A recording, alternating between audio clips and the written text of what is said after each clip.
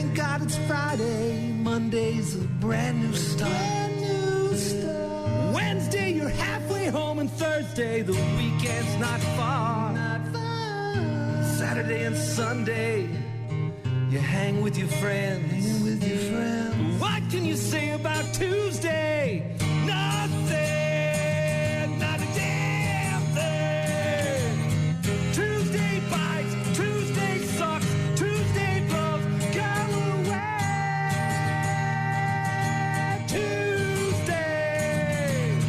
Tuesday's crap, Tuesday's lame, Tuesday's dumb, go away. Tuesday, Saturday and Sunday, you hang with your friends. But what can you say about Tuesday? Nothing. Except, didn't snow. At least not here in La Crosse. Thought it might. Definitely got cold enough during the overnight. We're looking at a high of just 39, 40 degrees, somewhere in that vicinity today with a mix of rain and snow. And just meh. Good weather to sit inside and watch TV, which I plan on doing this afternoon. Top of the morning to you. It's Tuesday, which means we're going to talk to Grant Bilse of the Wisco Sports Show. We'll do that just after 8 o'clock. Find out what he's been up to. Get his reaction to the Packer win on Sunday over the Giants. Talk about the Giannis injury from last night. Giannis leaving the game early and not coming back due to a groin injury. Find out his reaction to that. All sorts of other stuff. Maybe talk a little Thanksgiving with Grant Bilse as we get ready for the big holiday next week. I'll have plenty of Thanksgiving stuff to get to this morning. Gravy-related items. Got a couple of gravy-related items to get to a bit later on when we're talking about Thanksgiving. It's a special time. What else? Let you know what's on television and what's new on New Release Tuesday. Take a look at our Week 11 Pigskin Picks. Gene, of course, still in Germany, overseas, but keeping an eye on how we're doing week to week. And it did not get any better for Gene, to say the least, when it comes to our Week 11 Pigskin Picks. We'll check in on those at about 7:30. rockmornings.com if you want to get in touch with me this morning. Head to the website for all of our contact info. You can also listen to the program live on the website. Like and subscribe to our daily podcast. All of that right there at rockmornings.com. Download the apps too, 95.7 The Rock and the 92.9 The X app. Take us with you wherever you go. We got music in a bit from the Pretty Reckless. So don't go anywhere. Rock Mornings with Brian and Gene on your rock station. You know my personal feeling when people go to our beautiful national parks and decide to get out of their vehicle and try to touch the fluffy bison?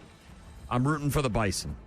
Always. 100% of the time. I don't care if it's a kid or a grandparent or anybody. Now, if a kid gets loose and runs around and it's, I get it. It's an accident. But if you intentionally attempt to touch or get closer to these animals in the national parks and you go past the barriers that are set there for your safety, I am 100%, 1,000% rooting for the animals in this situation.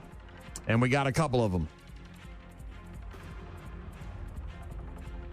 Yellowstone National Park visitor taking a lot of heat now for a video of him provoking a bison during his visit. Now, the guy did not get horned or run over or stomped, which is unfortunate. He was able to elude the bison, but there is video of this idiot in his green shirt trying to feed it some kind of grass or flowers or something, and the bison just was not having it. Welcome to the morons of Yellowstone. Get him, you idiot. Yeah.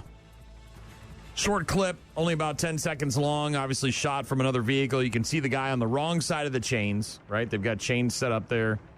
Now, look, that's not to say the bison can't come on the other side of the chain and attack you while you're in the regular spot.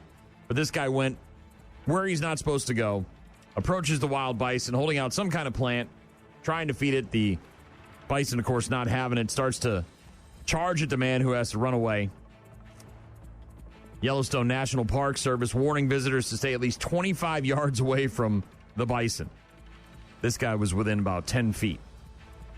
And another guy, I think this was also in Yellowstone.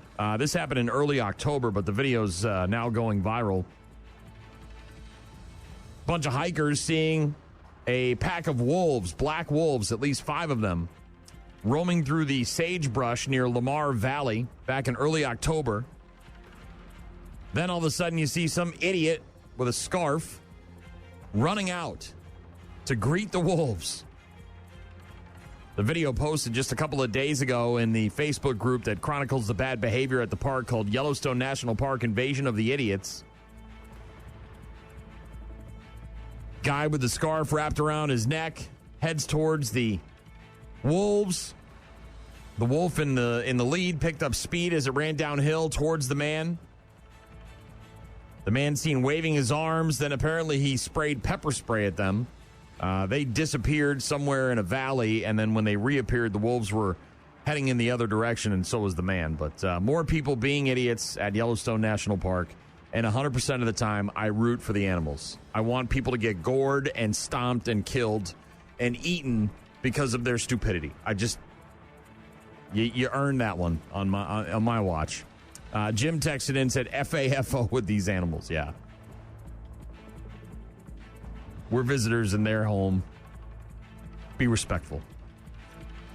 JetBlue flight from Boston to Tampa, returning to Boston, Beantown, after an in-flight disturbance. Unfortunately, it wasn't anything all that great in terms of video or audio. Basically, somebody went in the lavatory, the bathroom on the plane, had a vape pen that they had weed in, and the flight attendants and the pilot were made aware of this situation, and they had to turn the whole plane around because one person acted a fool. God, this is why I don't want to fly. This is one of the many reasons I don't want to get on a plane, because you could be doing everything you're supposed to be doing, the right size liquid bottles, taking your shoes off, getting scans, all that crap. You get on the plane, you paid your money, it's a hassle, you're just trying to get where you're going. And then one dink has got to go in the bathroom and use his stupid vape pen.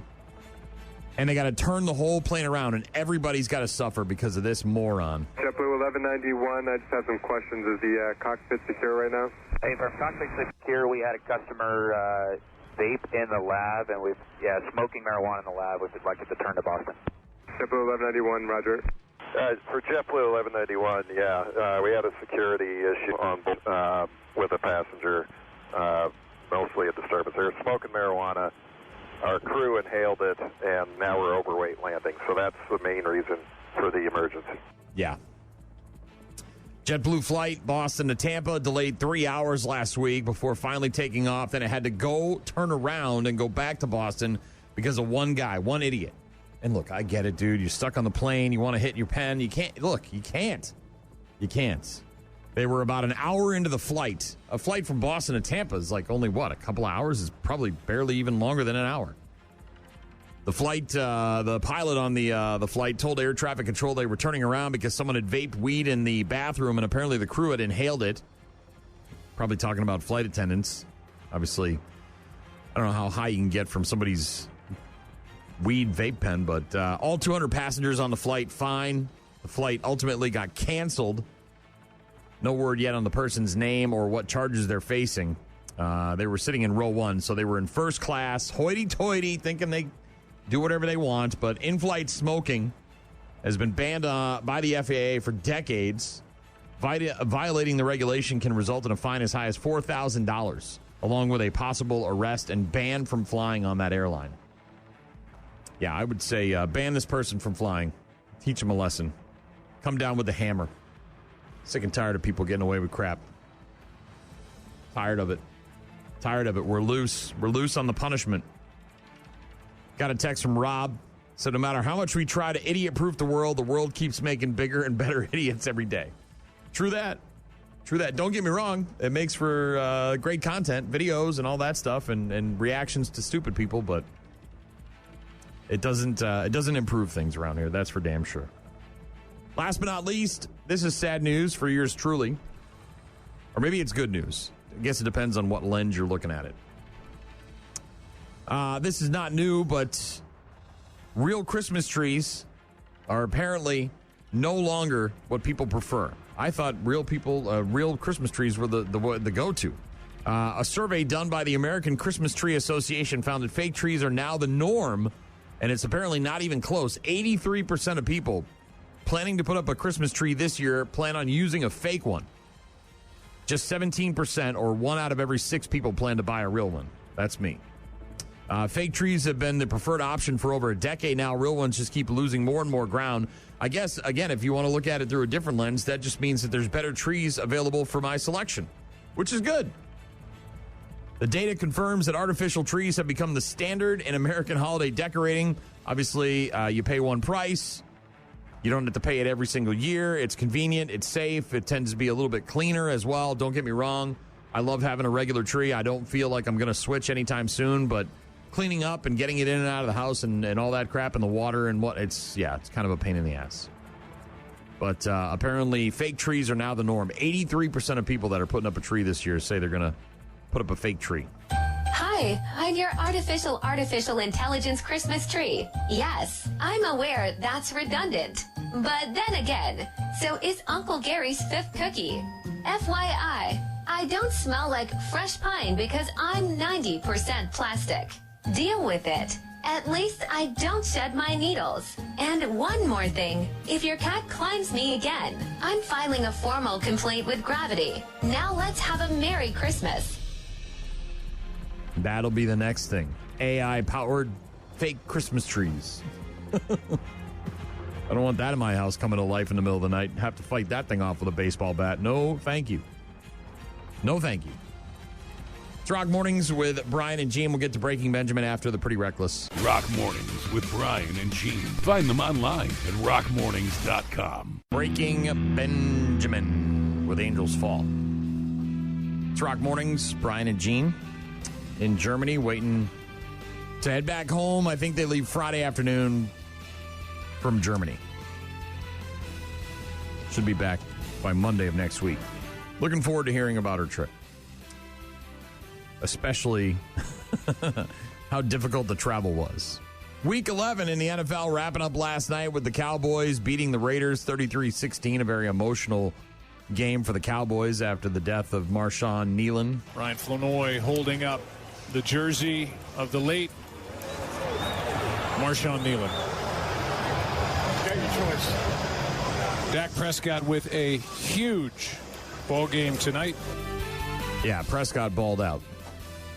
Cowboys still 4-5-1. They're not beating down the door of the Super Bowl here, but got the win on Monday Night Football over the Raiders. How about them Cowboys?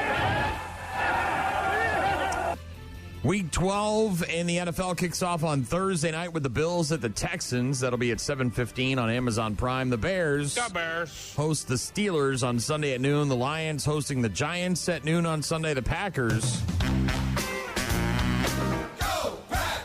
at home against the Vikings on Sunday at noon. Bucks losing to the Cavs last night, 118-106. Cavaliers take care of business. They've won 2 in a row after trading wins and losses in their last 5 outings. Our final score, Cavaliers 118, the Bucks 106. Yeah, the big problem, though, is that the Bucks might be without Giannis for a little while. Left last night's game due to an injury, immediately went to the locker room with about 3 minutes to go in the second quarter, did not return due to a left groin strain. Doc Rivers, head coach, said there would be further testing on Giannis sometime today. But that's not good. Bucks, by the way, off until Thursday when they welcome in the 76ers to the Pfizer Forum at 7 o'clock. Also last night, on the hard court, the 24th ranked Wisconsin Badgers men's basketball team beating unranked SIU Edwardsville, 94-69, the final score there. They improved to 4-0 on the regular season. Now the Badgers are off until Friday when they'll be at number 7 BYU, 3 o'clock in the afternoon on Peacock. That'll be a much tougher test than some of these tomato cans they've been beaten up on early in the season. Bengals wide receiver Jamar Chase suspended 1 game without pay for spitting on Pittsburgh Steelers defensive back Jalen Ramsey. Chase is going to appeal the suspension, and if it's upheld, he'll miss this week's game against the New England Patriots. Virginia Tech hiring James Franklin to be their next football head coach. He'll be formally introduced at a news conference tomorrow. Franklin was originally owed about $49 million in a buyout after he got fired by Penn State back in early October. But part of his deal with the Hokies includes a $9 million settlement from the Nittany Lions. So, shifting money around, making room. Falcons quarterback Michael Penix Jr. suffering a season-ending knee injury during Sunday's loss to the Panthers. He's going to seek a second opinion, but it looks like Kirk Cousins will get the start for the Falcons going forward. Jets are changing their quarterback up as well. They're switching to Tyrod Taylor from Justin Fields. The Jets and the Ravens go at it this week. And former NFL wide receiver Antonio Brown could face up to 30 years in prison if he gets convicted of attempted murder because a firearm was used, said the prosecutor on Monday. Brown appeared on a video at a brief arraignment hearing in Miami-Dade Circuit Court. His lawyer repeatedly said that Brown already entered a not guilty plea, was released from jail last week on a $25,000 bond required to wear a GPS ankle monitor. But yeah, he was at a boxing event or something like that, and he got in a fist fight with some guy and then allegedly pulled out a gun and shot at the guy, and yeah, could face up to 30 years in prison. We'll get to what's new on New Release Tuesday. We'll talk to Grant Bilse after 8 o'clock. Lots of other stuff happening. RockMornings.com if you want to get in touch with me. Rock Mornings with Brian and Gene on your rock station. Tonight on the Hallmark Channel, it's Thanksgiving in a subway station. He's a homeless young musician who plays an empty paint bucket for loose change on a disgusting New York City subway platform. She's a gorgeous talent agent from Nashville in search of a gifted drummer, but was bitten by a rat when she was a girl visiting the big city. Will he trade his drumsticks for turkey drumsticks at her place? Or will he keep beating the bucket? Starring Jennifer Love Hewitt's roommate in one of her old shows, and the square-jawed actor who played cute guy in the stairwell one time on Big Bang Theory. Oh, excuse me. Thanksgiving in a subway station, tonight on the Hallmark Channel. Ugh. That doesn't sound fun. No thanks. No thank you. No shortage of that crap out there, though. Television tonight, it's Prince Tribute Night on Dancing with the Stars on ABC. Dancing to the music of Prince. Over on NBC, it's the NBA. It's back, bitches. Coast to Coast Tuesday on NBC with 2 games. The first one, the Spurs hosting the Grizzlies at 7 o'clock. Then you've got a 10 o'clock tip-off between the Trailblazers and the Phoenix Suns. NBA on NBC, Coast to Coast Tuesdays. 2 games back-to-back. Over on Netflix today, a new stand-up special from Jerry D. It's called Funny You Should Say That, a new stand-up special premiering on Netflix today. We have a 17-year-old. That flew by. How quickly do kids grow up, huh? 17 years, like a blink of an eye. I remember putting her in her crib. You blink and boom, 17. Goes by so fast. 18 years of marriage, not a blink of an eye. I don't know why. I don't know why it's like the same amount of time. You blink, you wake up, you're still here. Yeah. Hello. Jerry D. Funny You Should Say That. New stand-up special on Netflix today. Also tonight, new episodes of Murder in a Small Town, NCIS Origins, NCIS Sydney, and a new episode of Doc as well. Different Doc, not our Doc. Ariana Grande and Josh Hutcherson are going to be on with Jimmy Fallon. Apparently the guy that ran up to Ariana Grande in Japan is getting like 9 days in jail. I guess it's not his first rodeo. He does this all the time. I'm sure you saw the video, or maybe you didn't. But she was there promoting the new Wicked film, and some kind of lunatic ran up and wanted to get a selfie with her or something like that, and Cynthia Erivo had to step in and put hands on this guy, and he, of course, got arrested, and now he's going to do 9 days in jail. Kate Winslet Rhea Seehorn and Stephen Wilson Jr. on with Jimmy Kimmel tonight. Ted Danson and Allison Roman on with Stephen Colbert, and Seth Meyers is talking to Brendan Fraser, Chloe Grace Moretz, and Greta Titelman. That's what's on the Boob Tube tonight. New release Tuesday, couple of movies available on DVD. The first one is rated R. It's called Splitsville. Stars Dakota Johnson. Ashley wants to get a divorce from her husband, Carrie, who runs to his friends, Julie and Paul, for support. Their secret to happiness is that they have an open marriage until Carrie crosses the line and sleeps with the wife, and the next thing you know, everybody's in chaos. I don't want to get a divorce. No one does. She does. Divorce isn't that big a deal. I read a book. It was an article. Whatever. We're open. We are not monogamous. Splitsville. New on DVD, rated R, starring Dakota Johnson. Also rated R and on DVD today for new release Tuesday, a movie called House on Eden. Setting out to film their next paranormal investigation, Chris, Selena, and Jay encounter a malevolent ancient spirit that resides in an abandoned house deep in the woods. 1, 2. Hello, everybody, and welcome back to another Spooky AF production. All right, we gotta learn how to use these cameras if we're gonna be filming the next few nights. I know how to work a camera. No promises. I read about a girl going missing here like 60 years ago. This place is there's no power. Let's check out this creepy ass house. House on Eden. New on DVD for new release Tuesday. That's what's coming out today. If you want to pick up a movie on your way home from work, you can still find DVDs somewhere. We've got Grant Bilse joining us just after 8 o'clock. Going to take a quick peek at our Week 11 Pigskin Picks, see how Gene and I did. I already know the answer to that. I did way better than she did. No big surprise. She struggles, man.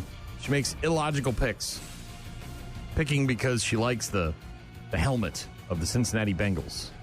Doesn't mean that they're going to win the game there. But A for effort, I guess. Rock Mornings with Brian and Gene. Find them online at rockmornings.com. Requested Shinedown for Ashley, turning 40 today. Happy 40th birthday, Ashley. Take a couple of Advil. That's what happens when you turn 40. Everything starts to go. Unity. 40 years young today. Happy birthday, Ashley. I remember when I turned 40. Barely. Had a good party. Had some fun, drank some beers, ate some cake. Had Pat McCurdy. It was a good time. It was a very good time. I'll be turning the big 5-0 next May. Yeah. I think that's pretty much it for birthday celebrations for me, right? Isn't that kind of how it goes? Like you get to 50 and it's just sort of like, okay, I don't really want to do any crazy parties or anything anymore. One more in me on my 50th next year. And we'll call it quits. I think that's what I'm going to do. A dog, I don't know if you saw this. This is a dog in Scotland. The dog's name is Wisp. It's a collie. A collie named Wisp fell 100 feet down a cliff. And somehow the dog is totally okay. Miraculous. Rescuers had to rappel down to this dog to get him. But he survived and he's fully unscathed. Even got together for a nice little group photo with Wisp the collie. Wisp as in W-H-I-S-P.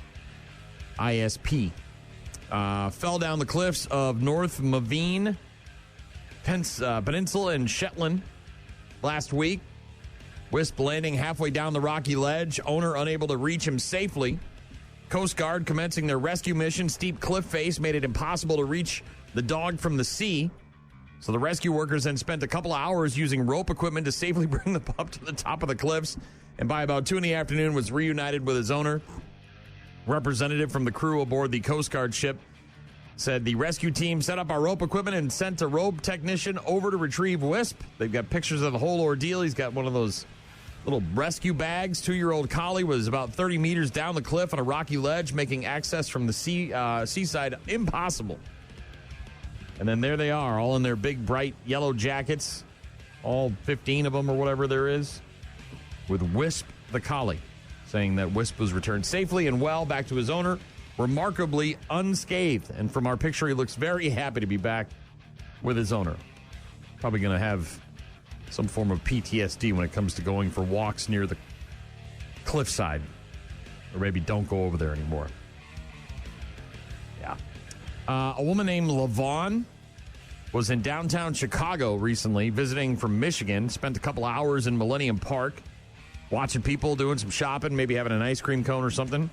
On the way back to her car, she went to go for her keys. She realized her purse was missing. Obviously starting to panic. Everything's in there, right? The purse has got all your stuff, ID, credit cards, medications, bunch of cash. Said, I started to feel anxiety, first in my legs, then in my gut, right up to the top of my chest. I couldn't think straight. Trying to remember where the purse was. Retracing her steps, and after about an hour, she stopped in front of the Millennium Park gift shop. She said, I don't know why, but I decided to walk in and just see if someone had turned in my purse. Well, she went up to the cashier, and the cashier actually had a very interesting story to tell her. 2 women had come into the gift store with a black purse. They had seen it on a park bench, but as they were walking over, they noticed a man looking inside of it, and they immediately grew suspicious.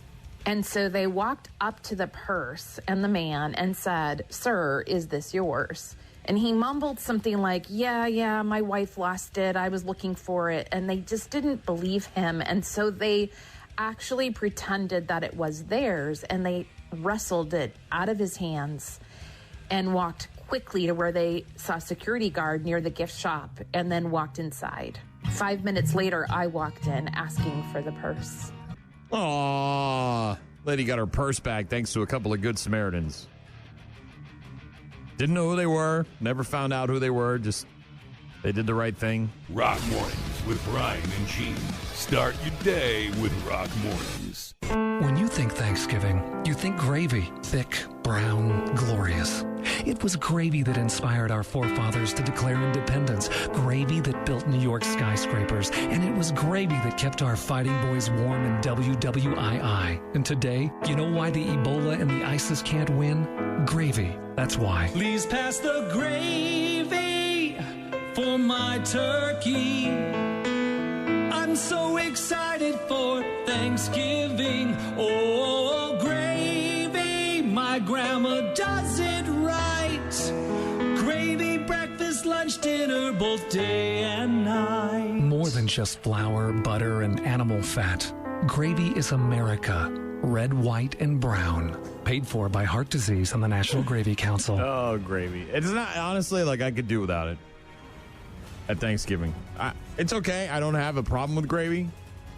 But as long as the food is right, I don't need to douse it in gravy. Now, if the turkey's dry, it helps. But if the food is done correctly, then I've never been a gravy all over everything guy. At Thanksgiving or any other time for that matter. It just never was a thing for me.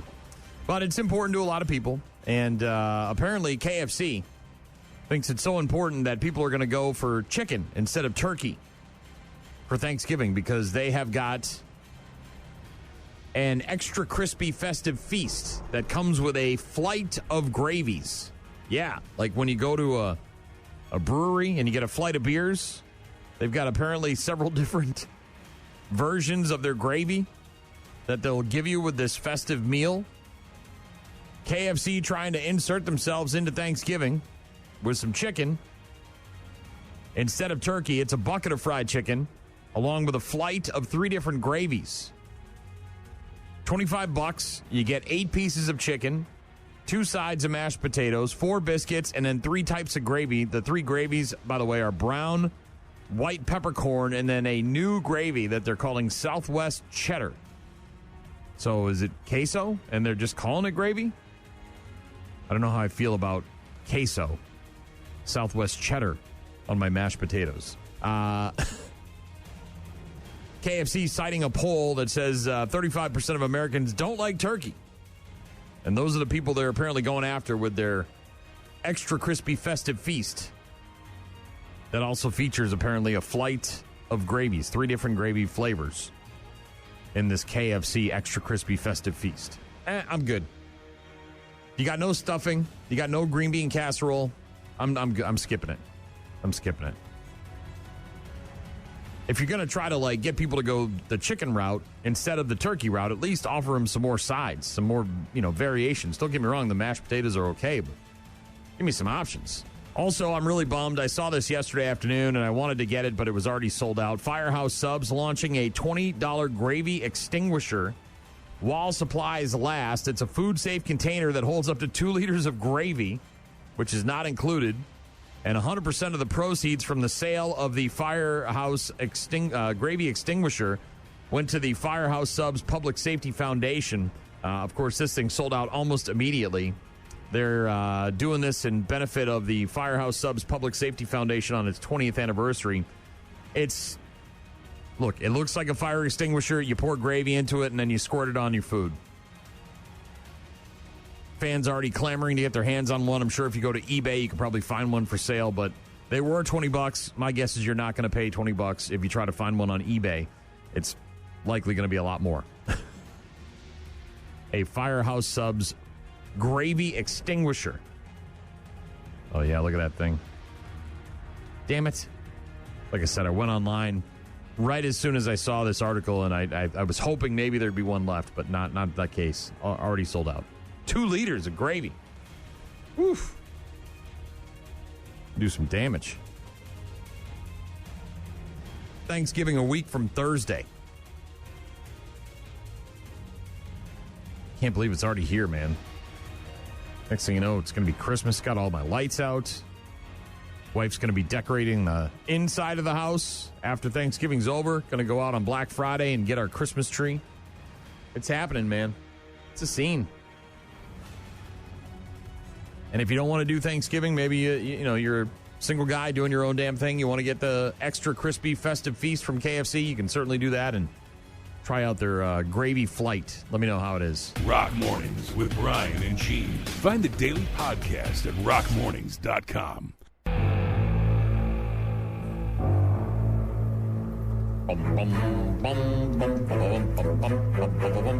NFL Week 11 wrapping up last night with the Cowboys over the Raiders. 33-16, the final score. Week 12 will kick off Thursday night with the Bills at the Texans at 7:15 on Amazon Prime.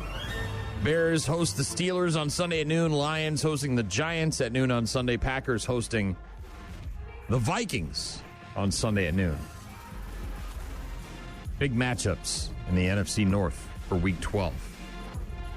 Jean and I had to make 3 weeks of our Pigskin Picks before she left for her 2-week trip to Germany and Europe and Spain and all the other places she went.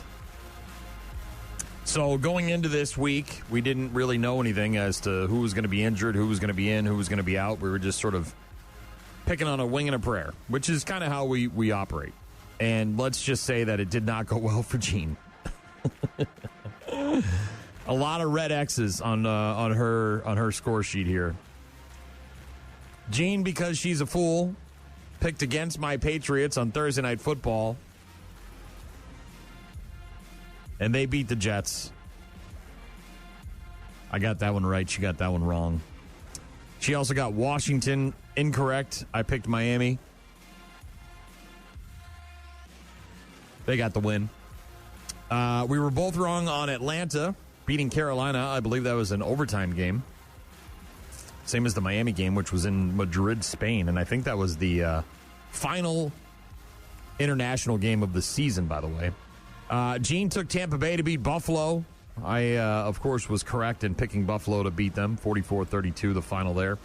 I incorrectly picked the Chargers. I don't know what happened there. They absolutely crapped their pants against the Jaguars. Gene got that one right. I got that one wrong.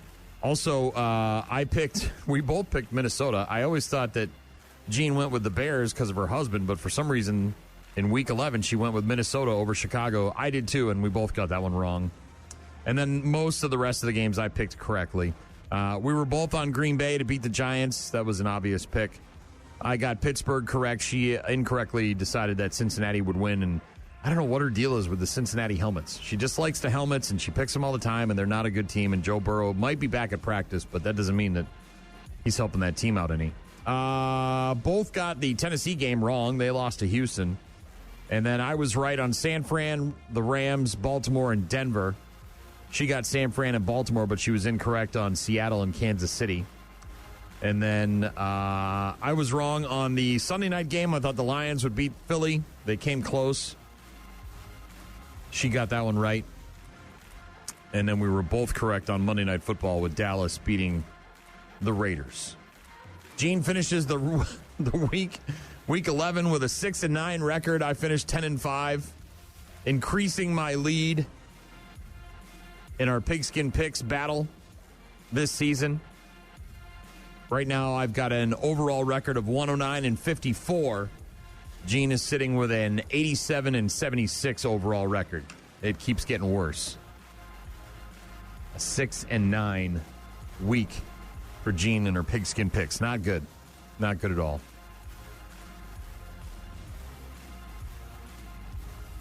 I can almost taste the seafood paella. It's getting so close. Again, I may have this thing wrapped up before the final week of the season.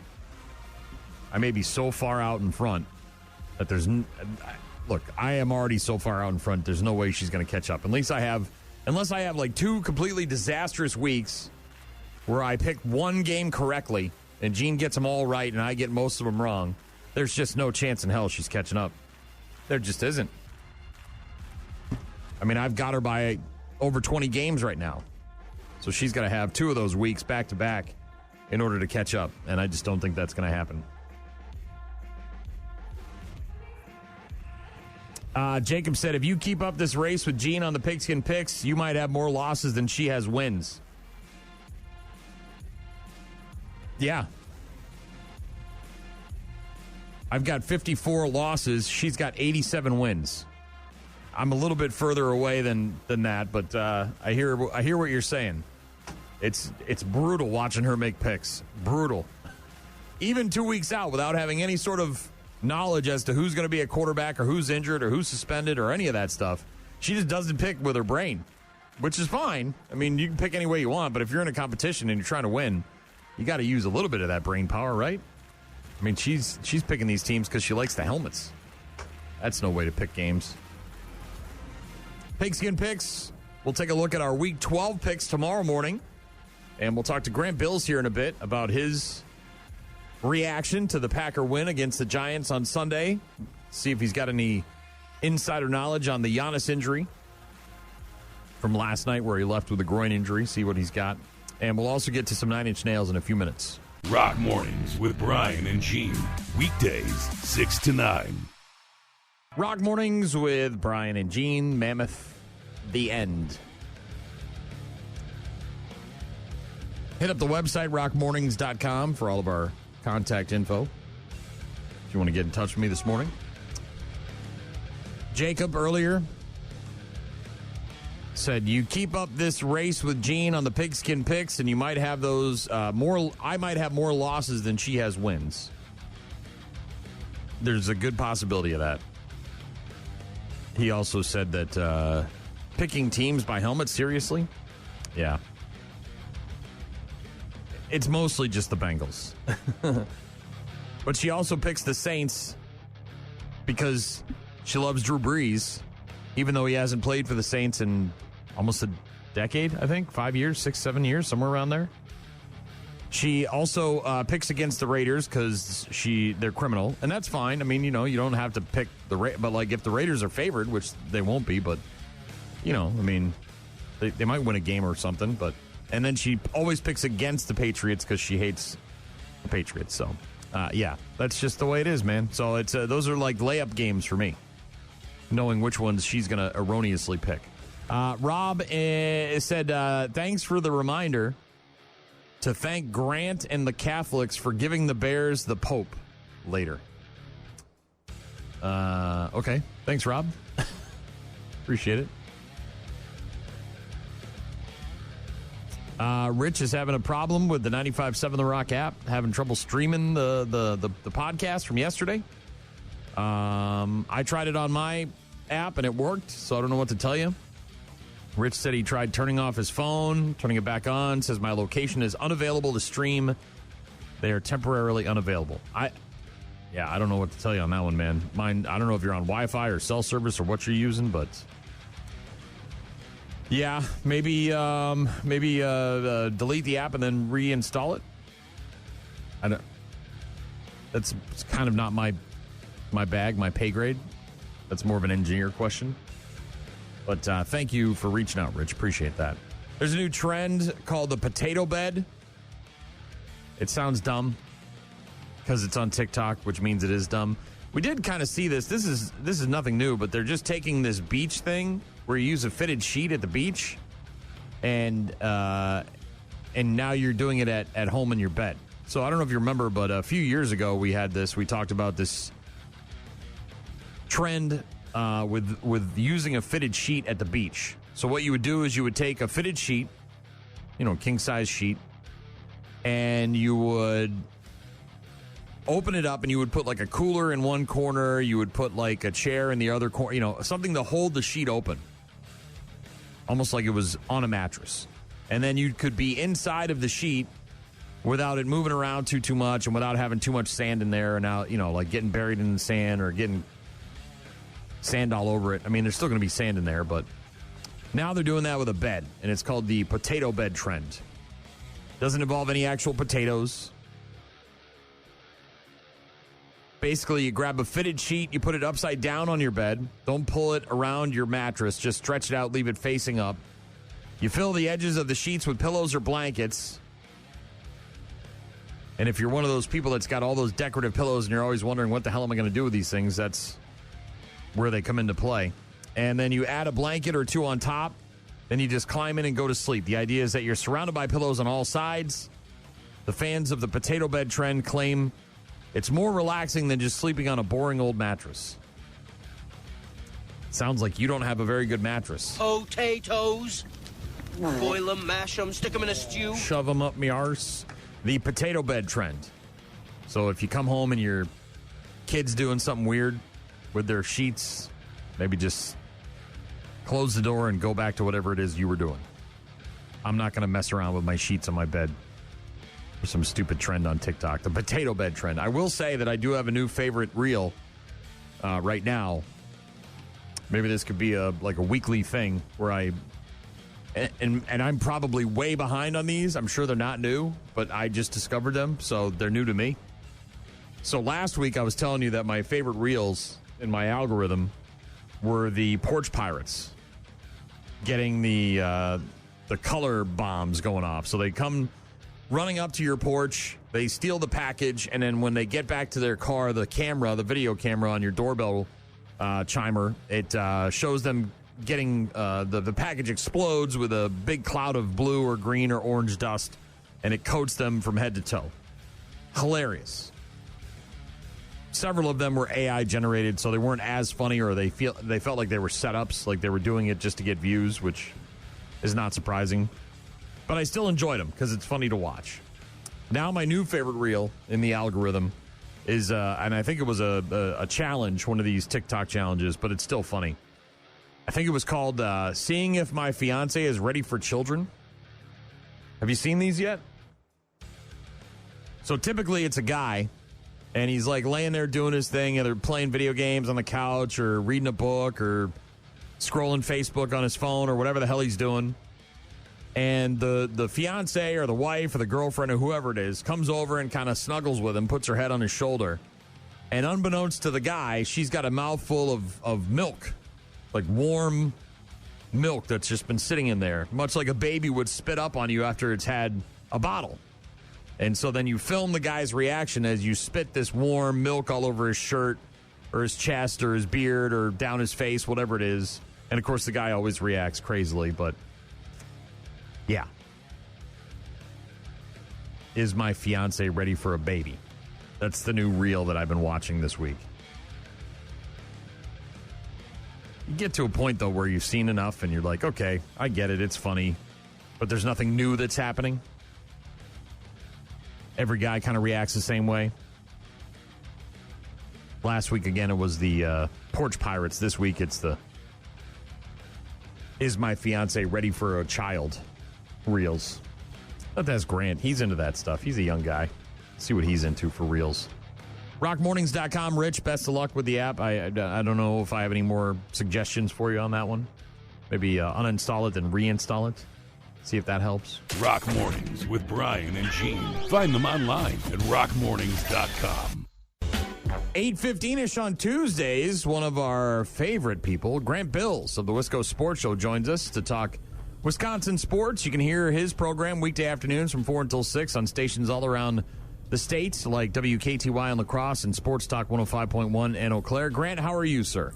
I'm doing good. I appreciate that kind introduction. You and Gene are two of my favorite people as well. And I look forward to Gene's return, but obviously love just talking guy stuff with you. Chopping it up. I got the early hang-up this time when I called you. You hung up on me real fast when I called the other day.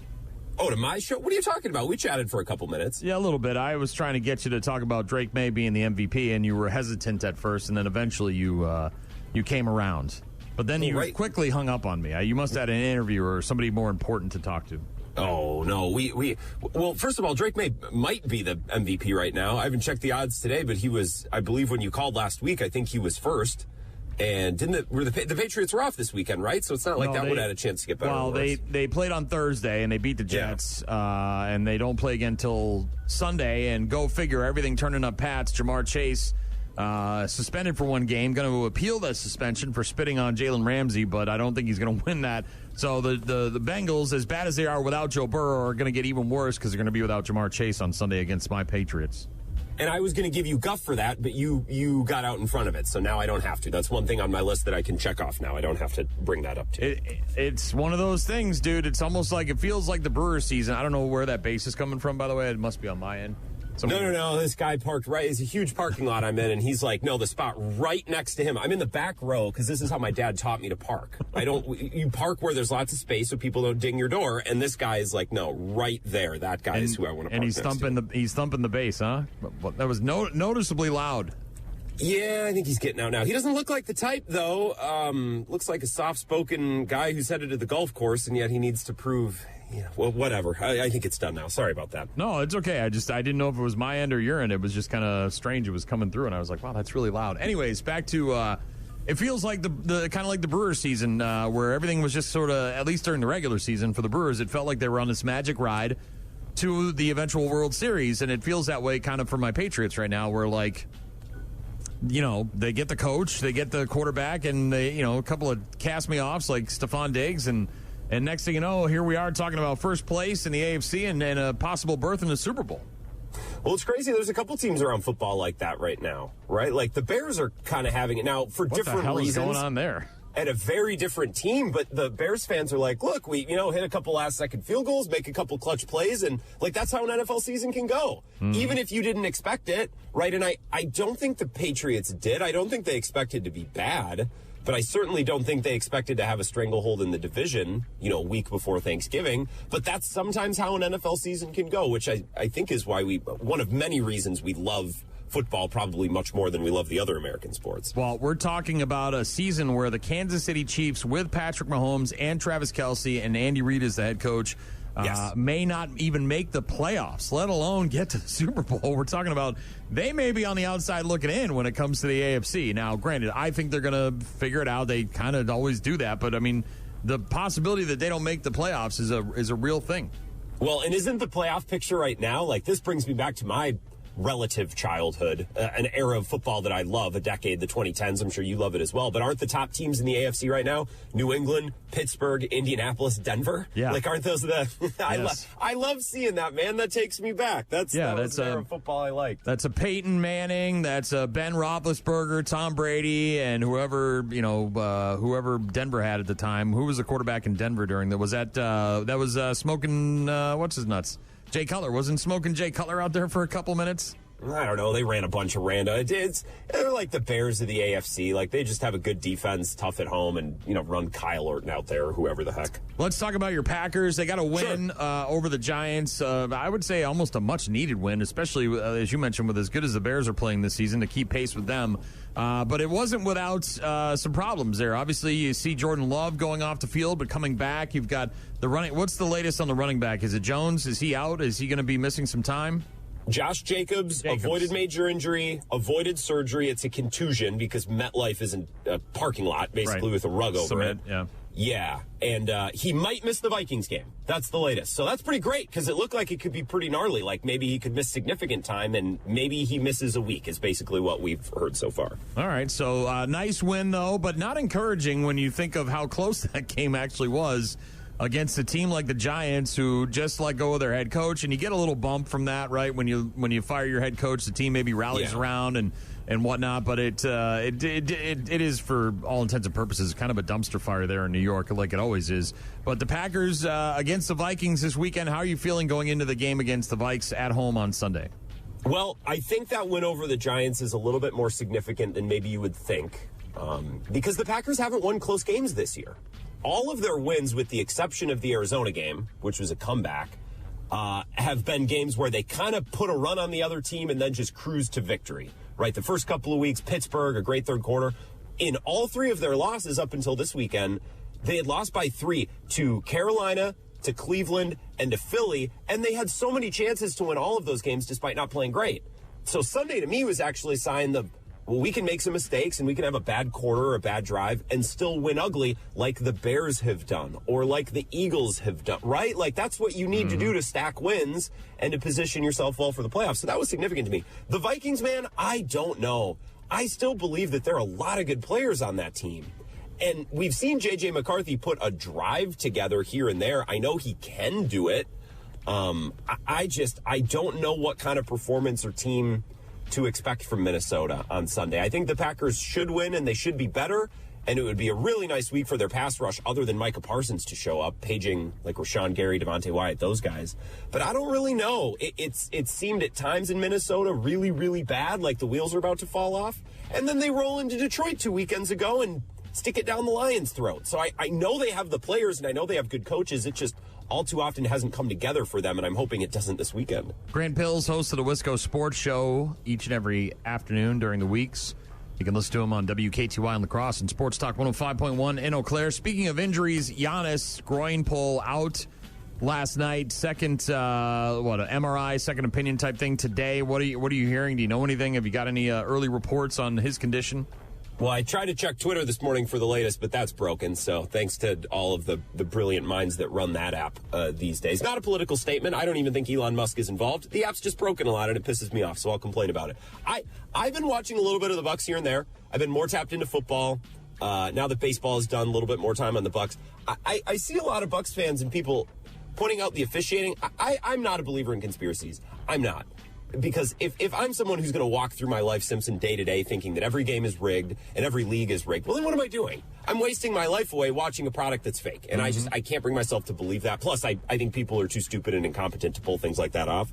Giannis gets beat to hell every night. Like, I watched some of the calls that went against him last night. I'm like, man, if there was a conspiracy to really stiff the Bucks and Giannis with some calls, like, this is what it would look like. Like, this is so I don't blame Bucks fans for watching some of this stuff and thinking, what exactly is going on here? If Giannis misses significant time, it's going to be really difficult for the Bucks because this whole thing has been built around him being the center of the universe and all the pieces complement him. And they're already without Kevin Porter Jr., which is one of the few players they have who can, create and actually, start offense on his own. So, yeah, they're in a really bad spot if Giannis has to miss a month, which kind of seems like maybe the best-case scenario if it's a groin strain like we saw last night. Yeah, you sit him down, let him rest, because one of those things you can't really rehab it, right? You just got to let it kind of recuperate, and then you get back I don't know. out there. My groin is in tip-top shape, so you're asking the wrong guy, buddy. I've never had to rehab that thing a day in my life. I've had a lot of guys tell me that in the past, Grant. A lot of guys. So, Bucks may be in trouble here if Giannis is going to be down for a significant amount of time. But next up, we got the Badgers. They're 4-0 to start the season, and they're beating up tomato cans. And now they move on to, number 7 BYU on Friday, a little afternoon game on Peacock. How do you feel about their chances going into a game against a ranked opponent? Wait, that game's in the afternoon? I think it's a 3 o'clock tip-off for the Badger men's basketball. I don't know if it's one of those weird, Atlantis under the water, like the Joe Smith Invitational out in Salt Lake City. Well, they do. I'll be the first to admit I don't really follow college basketball until March Madness, and then I put some stock into it. So like occasionally I'll be like, I'll tune into a game and they're all wearing leis and floral print shirts, and I'm like, what the hell's going on? They're like, we're here from the Jack Nicklaus Hawaiian Invitational and blah blah blah, and I'm like, what the hell is this? And it's some crazy 3-game tournament, and there's just an excuse for them to go to Hawaii for a couple of days, which good on them. But I think the one on Friday, it tips off at 3:00. No, and to my knowledge, that's just a standalone game. That's not a conference game. And it's a bummer. I thought it was in the evening. Stupid me. I assumed that the working man, the consumer, would be able to watch. I mean, we're already paying for the stupid streaming service. My bad. And that's a bummer because I'm going home to my folks this weekend to deer hunt. And I thought, oh, great, Friday night, let's go out for fish or do something or, make some old fashions, watch a Badger game, whatever. Nope, sorry, I'll listen in my car like an idiot. BYU's great, man, and Wisconsin looks really, really good. And Boyd looks like a perfect backcourt pairing with Blackwell. Those guys look like they're going to do damage together all year long. Their teammates have said they can be the best backcourt in the country, so that's really fun. Nolan Winter, I think, has taken a step up physically, which is what they need. And a lot of these transfer portal pieces just come in and fit. They have a really good idea of the way they want to play and the types of players that fit. And the guys come into Madison, some of these additions, and understand their assignments. So, yeah, I'm beyond excited. This BYU matchup should be a great litmus test because Wisconsin's been beating up on tomato cans, like you said. Did you see there was a BYU player, and it was one of their better ones, and I can't remember the name, got a DUI, I believe, last week, Thursday or Friday, we learned about it. And it was at 11 a.m. or something in the morning. Hell yeah. I was so confused. Yeah, hell yeah is right. I'd never seen anything like it, so I haven't been following the eligibility of that player. I would imagine he's got to miss some time. They can't even drink coffee, let alone booze. So I don't know what's going on there, but that was the story. Not that drinking and driving is funny. It's not. But if a DUI happens and I happen to notice that's at 11 in the morning, I might chuckle and think that's a little ridiculous. Sorry, sue me. I guess I'm reading this story right now. I don't know if he played against UConn on Saturday. I would imagine no. Otherwise, the Mormons are on fraud watch for having no morals out there. Like, seriously, though. Like, I know. You know what I mean? They're very particular about this. I know. I don't follow college basketball well enough to know who's in and who's out when it comes to Mormons. Nothing against Mormons, but if you're going to suspend a guy, I remember this happened to Jamal Williams, who the Packers drafted, the running back. He had a woman in his room, which, hello, it's college. Fork found in kitchen, right? The sky is blue. And they suspended him for games. Like, if you're going to suspend guys for that, I would think an actual pressing legal issue that would be an issue in any religion in any place of the country, like that would cause a player to miss some time. But then again, I don't know. I don't know how they do things out there. One last question for Grant Bilse, host of the Wisco Sports Show here on weekday afternoons from 4 until 6 on stations like WKTY in La Crosse and Sports Talk 105.1 in Eau Claire. Obviously, Thanksgiving next week. Let's rank. Let's do some rankings here. Your top 5 must-have on your plates, at least on the first go-round when you get to Thanksgiving dinner.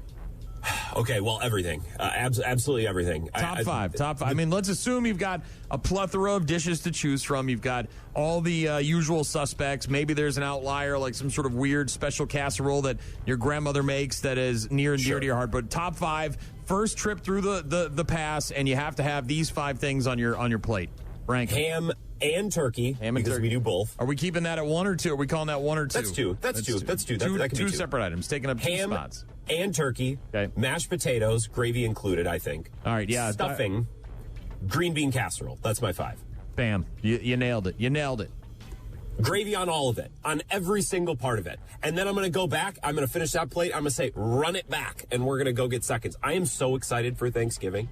I was out doing some shopping this weekend. I got some bottles of liquor that I was excited about. I'm going to contribute. I'm going to bring something home to my parents and say, look at this. Look what I brought.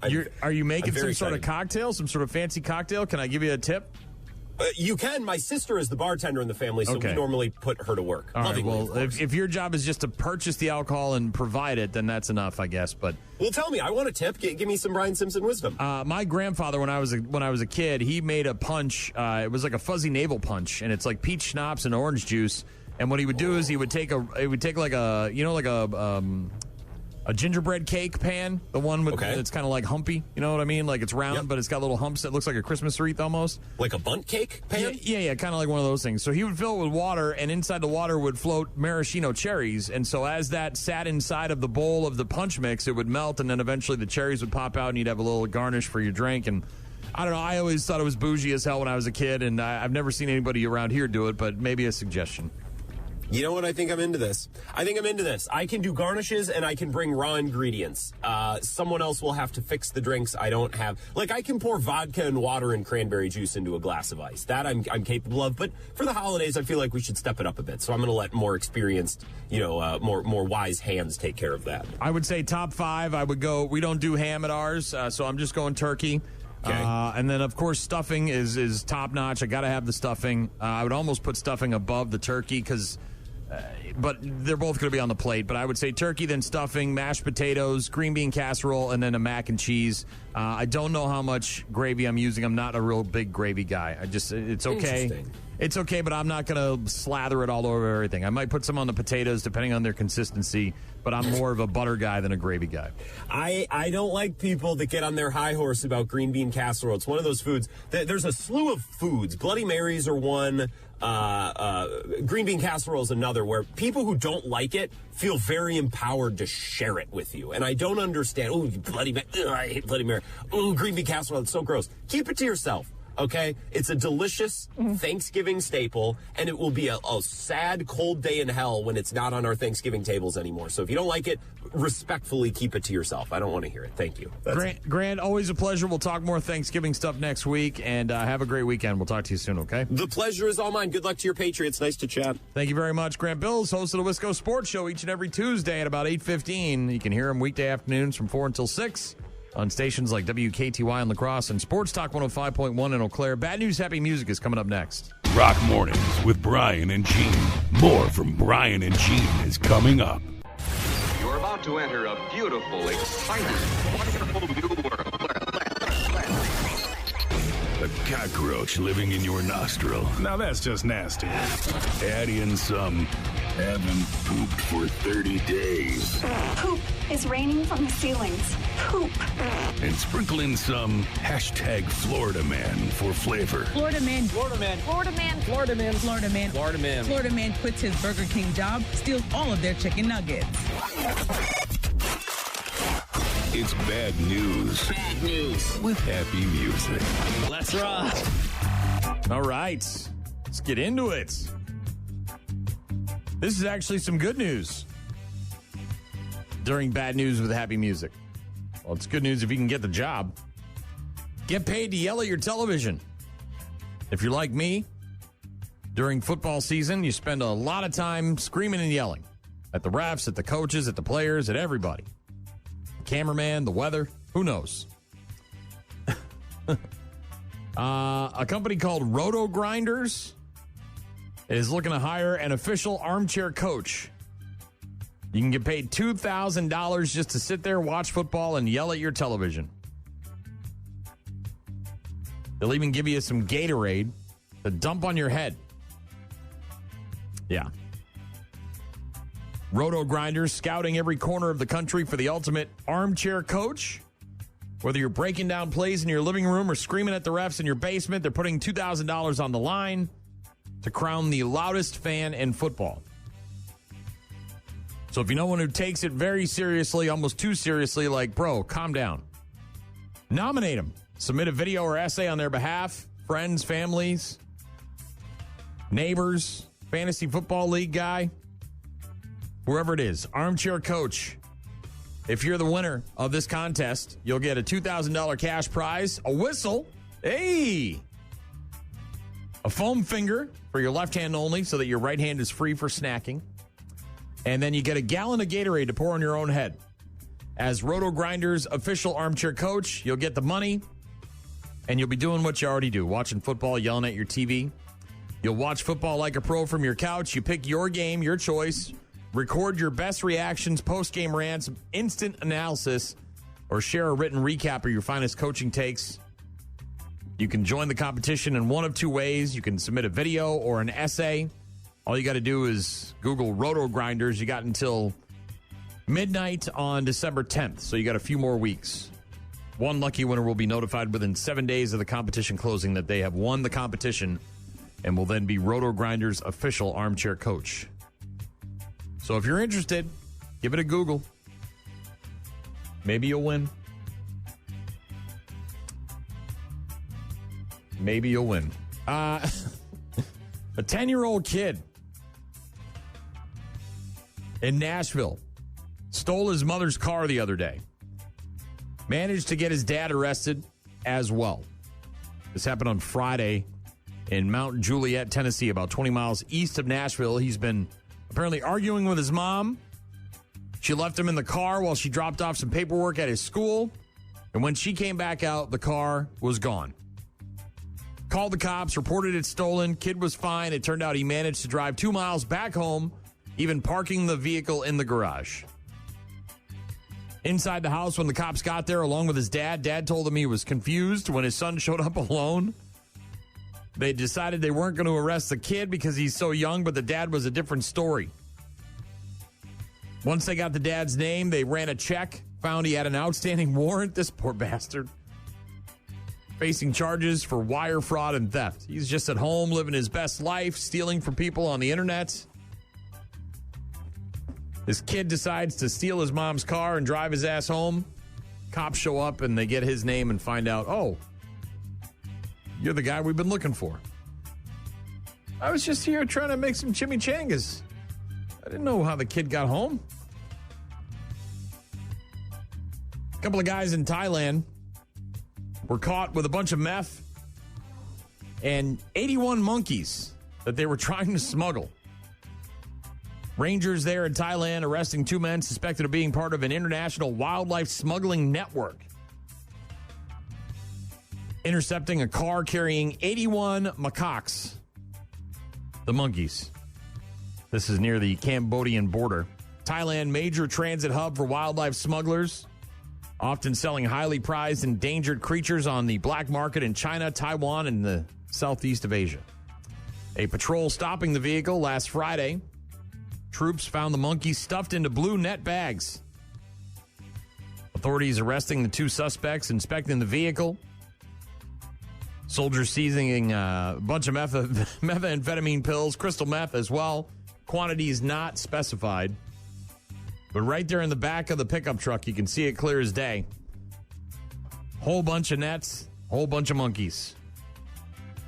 During questioning, the men admitted they were involved in a cross-border trafficking ring, moving the monkeys from Thailand to Cambodia. Troops working with police to pursue charges under wildlife protection and narcotics laws. That's a lot of monkeys. 81 of them right there in the back of the pickup truck.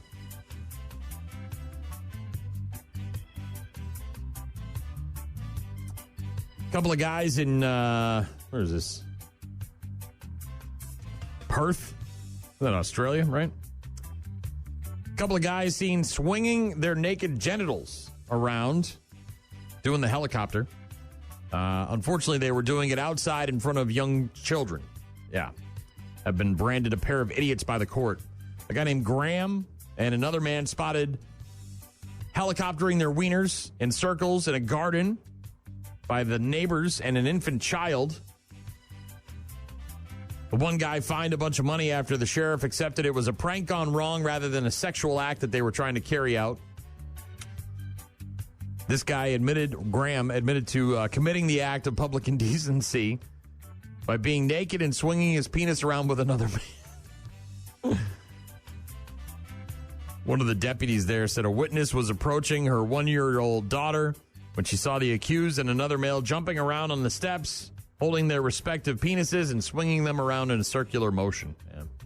Cops were called, showed up. These guys are now paying fines. Maybe just do that inside the comfort of your own home. This guy told the officers that it was a joke. He and his friends did not realize it could be seen by any other people, which again is why maybe you should just keep that in your own home. Keep it to yourself, as opposed to taking it out on the lawn.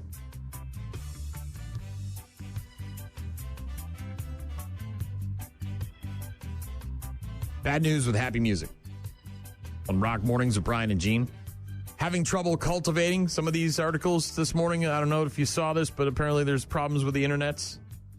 Grant was mentioning that when we spoke to him, that Twitter was down this morning, so he was having trouble getting any news on Giannis and his injury.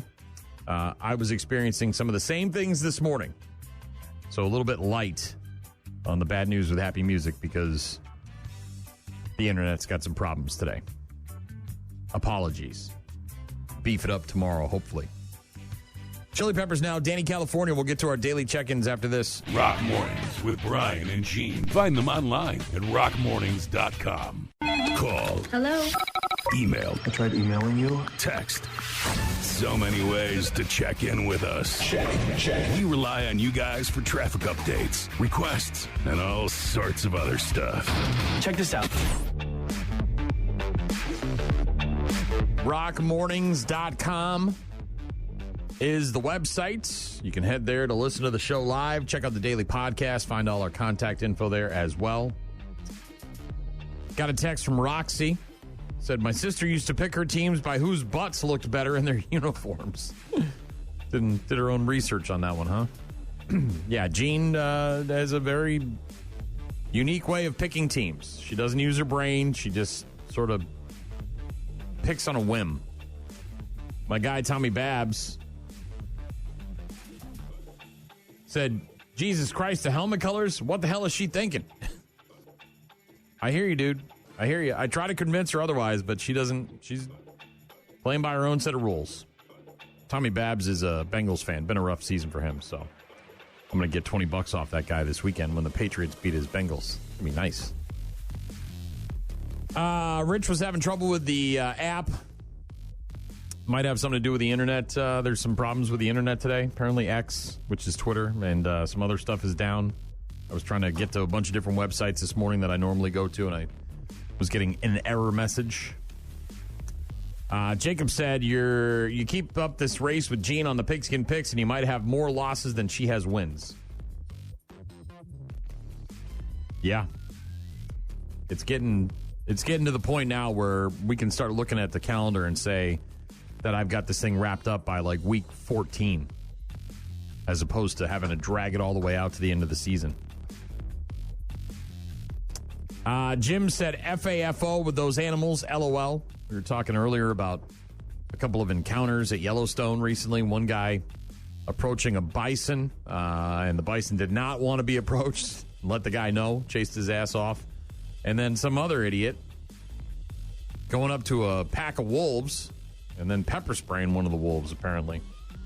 That's nice. Thank you for the correspondence. Always good to hear from you guys. Hopefully you enjoy your Tuesday. It's kind of gloomy, obviously. Going to kind of stay that way for the rest of today and tomorrow. Might get back towards 50 by Saturday. Maybe some sunshine this weekend. Just got a text from Liz, or a Facebook message from Liz. She said, you were talking about the loudest fan contest. I missed part of it. Can you send me more info? I literally live with the loudest fan. I don't know. I've been almost kicked out of bars because of my yelling and screaming at the television. I got bit by a dog once at the dog park. This was years ago. And it was on a Sunday morning. Went to the dog park with my dog. This was before we had a fenced-in backyard. This was at our old house. Went to the dog park so the dog could run around. Nice fenced-in area. Came, while we were there, the dogs kind of got into it. And I was, a couple of dogs, and I was playing around with one of the dogs, and the dog nipped me. And it wasn't like a full-on bite. I wasn't freaking out or anything like that. But because of insurance purposes and all that stuff, the cops came and had to go and get a tetanus shot and all that stuff and yada, yada, yada. Anyways, the cops come to my house that Sunday afternoon. I'm watching the Pats game at my house with the window open. It's a nice, beautiful September afternoon. And I'm screaming so loud at the television that the cop who came to my house to see about this dog bite basically told me that if I don't quiet down, they could give me a ticket for disorderly conduct. And yes, I do know TJ, and I'm sure he's very loud. But again, may have him beat in that department. I might. We'll talk to you tomorrow. Have a great rest of your Tuesday.